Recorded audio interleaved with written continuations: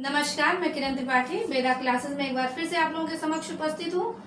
आज मैं उपस्थित हूँ एक नए कवि के साथ, एक नई रचना के साथ। आज की हमारी जो पुस्तक है, पुस्तक का नाम है क्षितिज और पाठ का नाम है उत्साह और अट नहीं रही है, जिसको लिखा है सूर्यकांत त्रिपाठी निराला जी ने। तो सबसे पहले मैं कवि का जीवन परिचय बताऊंगी संक्षिप्त में, उसके बाद विषय का प्रतिपाद और इसके बाद कविता की मैं व्याख्या करती हूँ। तो सबसे पहले हम आते हैं कवि के जीवन परिचय पर। तो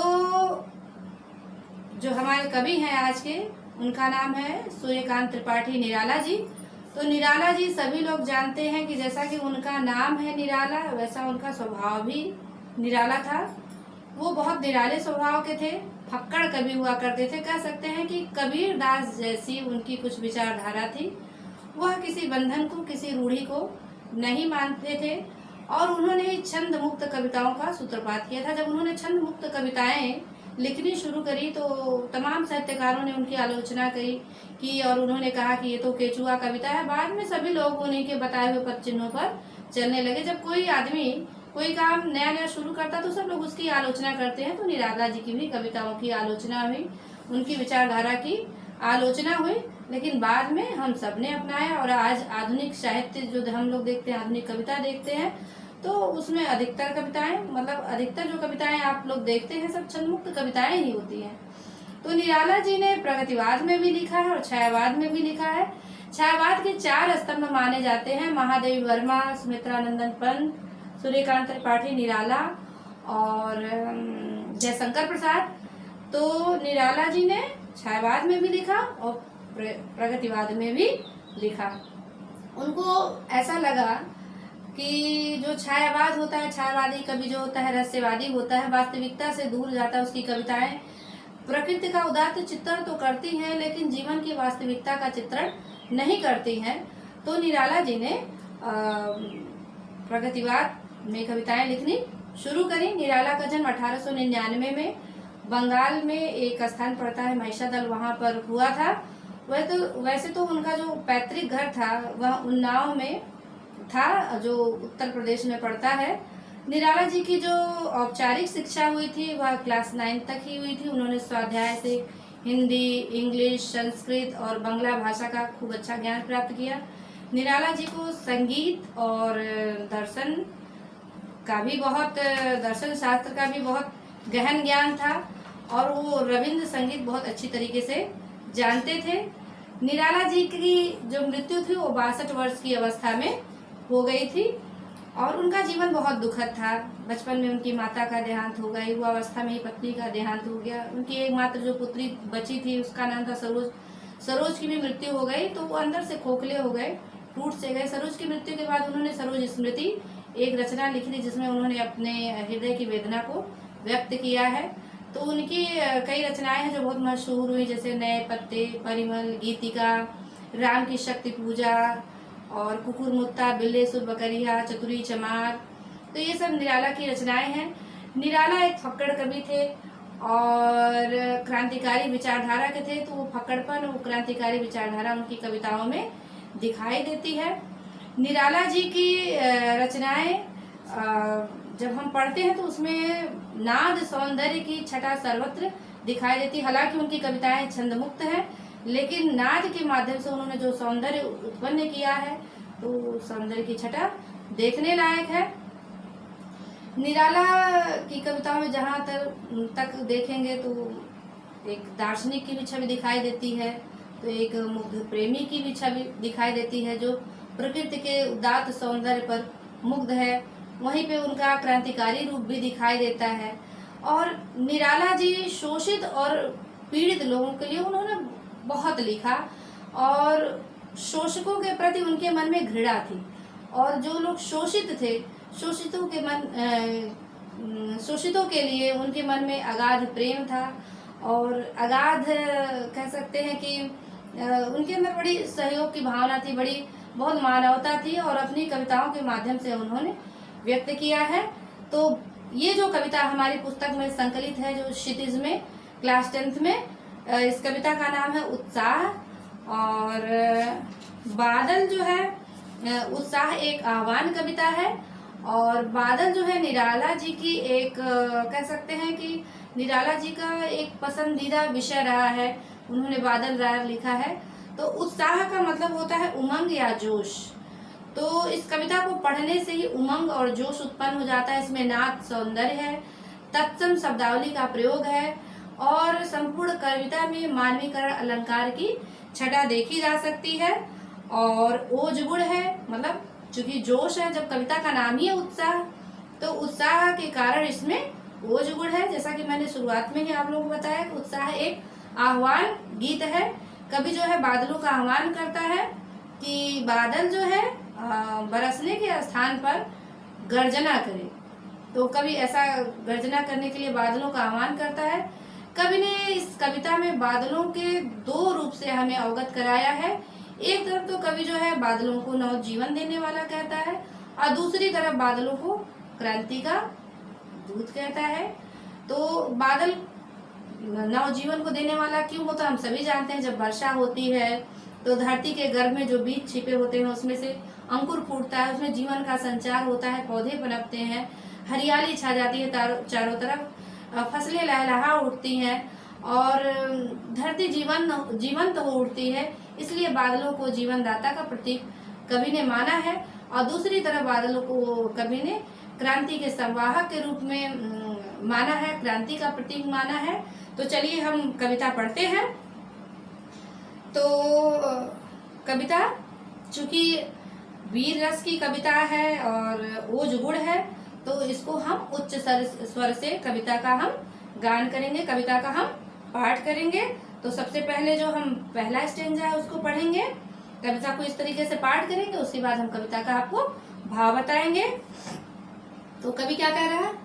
बादल गरजो घेर घेर घोर, गगन धराधर ओ ललित ललित काले, घुंघराले बाल कल्पना कैसे पाले, विद्युत छवि उर्मे कवि नव जीवन वाले, वज्र छिपा नूतन कविता फिर भर दो। बादल गरजो, बादल गरजो। तो कवि जो है बादलों का आह्वान करता है कि हे बादल गरजो, यानी हुंकार भरो। तो हुंकार और गर्जना कब भरी जाती है? जब युद्ध के लिए ललकारा जाता है, तब हम लोग हुंकार भरते हैं, गर्जना करते हैं। तो जरा सोचिए कि बादल का काम क्या होता है कि बरसात करना होता है, बरसना होता है। तो कभी बादल को बरसने के लिए नहीं कह रहा है, गरजने के लिए कह रहा है। तो गरजने के लिए क्यों कह रहा है? कि जो शोषित और पीड़ित लोग सो गए, जो लोग अपने अधिकारों के प्रति जागरूक नहीं है, उनको जगाने के लिए एक भयंकर नाद की आवश्यकता है, एक भयंकर गर्जना की आवश्यकता है। तभी जो सोए हुए लोग हैं उनके अंदर शक्ति का संचार होगा, उत्साह का संचार होगा, तभी वो लोग अपने अधिकारों के प्रति सजग होंगे। इसलिए कवि क्या कह रहा है कि हे बादल गरजो, हुंकार भरो। फिर क्या कह रहा है? घेर घेर घोर गगन धराधर हो। तो घेर में पुनरुक्ति प्रकाश अलंकार है। कवि कह रहा है कि हे घने बादल, पूरे आकाश को जो है घने बादलों से आच्छादित कर दो, पूरे आकाश को हे जलधर घेर लो। और क्या करो? ललित ललित काले घुंघराले। कह रहे हे बादल तुम तो बड़े सुंदर हो, बड़े प्यारे प्यारे। ललित का मतलब होता है प्यारे प्यारे, तुम तो बड़े सुंदर हो। और कैसे लग रहे हो? किसी बालक के घुंघराले बाल जैसे लग रहे हो। आपने देखा होगा कि आकाश जब काले बादलों से आच्छादित हो जाता है तो बादल कैसे दिखाई देते हैं? जैसे लगता है कि किसी बच्चे के घुंघराले बाल हैं। और बादल तरह तरह के रूप बदलते रहते हैं। बादल जो एक जैसा रूप बहुत देर तक धारण नहीं किए रहते हैं, रूप जो है अपना बदलते रहते हैं। फिर कवि क्या कह रहा है कि बाल कल्पना कैसे पाले। तो बादल जो है तरह तरह का रूप धारण करते हैं। जैसे लगता है कि हे बादल तुम किसी बच्चे की सुंदर कल्पना हो। बच्चे आप लोगों ने देखा बहुत काल्पनिक होते हैं, बहुत सपने देखते हैं, रंगीन सपने देखते हैं और एक जगह उनकी कोई कल्पना स्थिर नहीं रहती है, कल्पना जो है बदलती रहती है। तो इसी तरीके से कवि ने बादल को एक बच्चे की कल्पना का, बादल भी एक जगह स्थिर नहीं रहते हैं और बच्चे की कल्पना भी एक जगह स्थिर नहीं रहती है। बच्चे की कल्पना भी बहुत सुंदर रूप धारण करती है और बादल भी बहुत सुंदर रूप धारण करता है। तो इसीलिए कवि ने ऐसा कहा है। फिर कह रहा विद्युत छवि उर्मे कवि नव जीवन वाले, वज्र छिपा नूतन कविता फिर भर दो। बादल गरजो। तो कह रहा कि हे बादल, आपने बिजली की चमक अपने हृदय में छिपा रखी है, और दूसरी तरफ आप नए जीवन को देने वाले हो। यानी एक तरफ आपने वज्र को छिपाया, यानी बिजली को अपने हृदय में धारण किया हो। आप लोगों को पता होगा जब वज्रपात होता है, यानी जब अशनिपात होता है, बिजली जब गिरती है तो सब क्या होता है, तहस नहस हो जाता है। और दूसरी तरफ जो है बादल नए जीवन को देने वाला है। कवि ने ऐसा कहा, दोनों में परस्पर विरोधाभास है। कह रहा है कि हे बादल, एक तरफ तो आपने अपने हृदय में बिजली को छिपाया हुआ है, और दूसरी तरफ आपने नव जीवन को धारण किया है। तो एक तरफ कवि ने बादल को क्रांति के संवाहक के रूप में प्रस्तुत किया है, और दूसरी तरफ कवि ने बादल को जीवन देने वाला के रूप में प्रस्तुत किया है। क्योंकि जब पानी बरसता है तो जो है धरती हरी भरी हो जाती है, लोगों की प्यास बुझती है, और चारों तरफ प्रसन्नता ही प्रसन्नता फैल जाता है। इसलिए बादल जीवन देने वाला हो गया। फिर कह रहा है कि वज्र छिपा नूतन कविता फिर भर दो।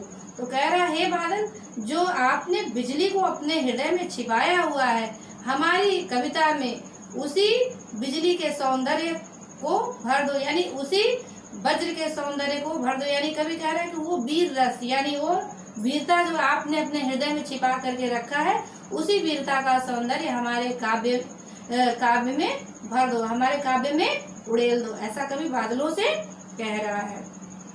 तो आपने देखा कि कवि ने जो है शब्दों के माध्यम से सौंदर्य उत्पन्न करने का प्रयास किया। हालांकि कविता जो है छंद मुक्त है, छंद नहीं है, लेकिन फिर भी शब्दों के माध्यम से बहुत सुंदर सौंदर्य उत्पन्न हुआ है। ओज गुण है, क्योंकि इसमें वीरता का संचार हो रहा है, और कवि ने सर्वत्र ही मतलब तत्सम शब्दावली का प्रयोग किया है। अब आगे देखते हैं कि अगले स्टेंजा में कवि ने क्या कहा है। विकल विकल उन्मन थे उन्मन विश्व के निदाघ के शकल जन, आए अज्ञात दिशा के अनंत के घन, तप्त धरा जल से फिर शीतल कर दो, बादल गरजो। ऐसा कवि ने कहा है। तो कहा है कि विकल विकल, यानी विकल का मतलब होता है व्याकुल, और उन्मन यानी अनमने से, यानी धरती के जो निवासी थे, धरती के जो लोग थे, धरती के ताप से, गर्मी से, प्यास से बहुत व्याकुल थे, बहुत बेचैन थे। और फिर क्या हुआ, अज्ञात दिशाओं से कहीं से बादल प्रकट हो गए, और प्रकट होकर के उन्होंने धरती की प्यास बुझा दी। तो हे बादल, मेरा फिर से आपसे निवेदन है कि आप फिर से ऐसे ही उपस्थित हो जाएं और धरती की ताप को बुझा दें, और प्यासे और पीड़ित लोगों की आकांक्षाओं को तृप्त करें। इस तरीके से कवि ने इस कविता में जो है बादलों का आह्वान किया है।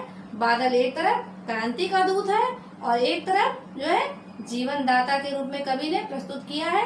कविता बहुत छोटी थी। तो यहाँ पे देखिए, विकल विकल में पुनरुक्ति प्रकाश अलंकार है, क्योंकि विकल विकल 2 बार इसका प्रयोग है। और यहाँ पर विद्युत छवि जहाँ पर लिखा हुआ है, विद्युत छवि में रूपक अलंकार है, क्योंकि विद्युत पर छप का आरोप कर दिया गया है।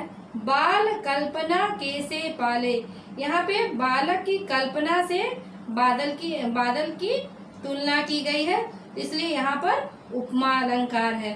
तो चलिए हम अब इनकी दूसरी कविता यानी कि अट नहीं रही है कविता, इसकी व्याख्या करते हैं। तो आपने इसके पहले जो कविता की मैंने व्याख्या की, उत्साह कविता थी, यह निराला की प्रगतिवादी कविता थी। और अट नहीं रही कविता ये निराला की जो क्या कहते हैं छायावादी कविता है। इसमें माधुर्य गुण है, गेय पद है, और इसमें भी नाद सौंदर्य है। इस कविता में कवि ने बसंत ऋतु के सौंदर्य का वर्णन किया है। तो चलिए कविता पढ़ते हैं। कवि क्या कह रहा है। अट नहीं रही है आभा फागुन की तन सट नहीं रही है। तो कवि कह रहा है कि बसंत ऋतु का आगमन हो गया है, और बसंत ऋतु में चारों तरफ सौंदर्य ही सौंदर्य दिखाई दे रहा है। धरती दुल्हन सी सज गई है, कहीं पे फूल खिल गए हैं, कहीं कहीं हरी घास दिखाई दे रही है, पीली पीली सरसों दिखाई दे रही है।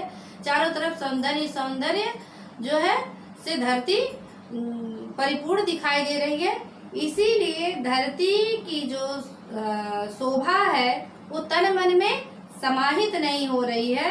तो अट नहीं रही है, यहाँ पर मुहावरेदार भाषा का प्रयोग किया गया है, अट नहीं रही है, तो यहाँ पर होगा लक्षणा सती शक्ति।